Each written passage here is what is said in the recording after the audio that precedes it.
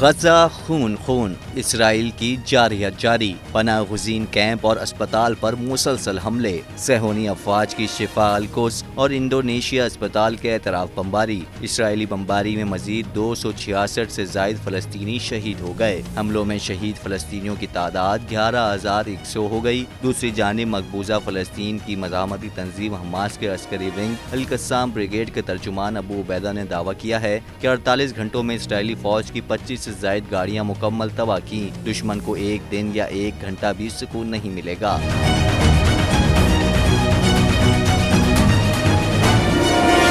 अपनी जारहियत की कीमत चुकाएगा। अबू उबैदा का अपने ऑडियो बयान में कहना था कि गजा में 160 से ज्यादा इसराइली फौज अहदाफ को मुकम्मल या जुज़वी तबाह कर दिया। मुकाबला बराबर नहीं है, लेकिन उन्होंने खित्ते के सबसे ज्यादा ताकतवर फोर्स को खौफज़दा कर दिया है। हमारे जंगजू ज़ेरे जमीन पर और मलबे के नीचे से हमले करके दुश्मन को सरप्राइज दे रहे हैं। हमारे जंगजू दुश्मन के टैंकों और बुलडोजरों को तबाह कर रहे हैं। इसराइली फौज ने सिर्फ एक ही मकसद हासिल किया है और वो कत्ले आम और मसालिम है।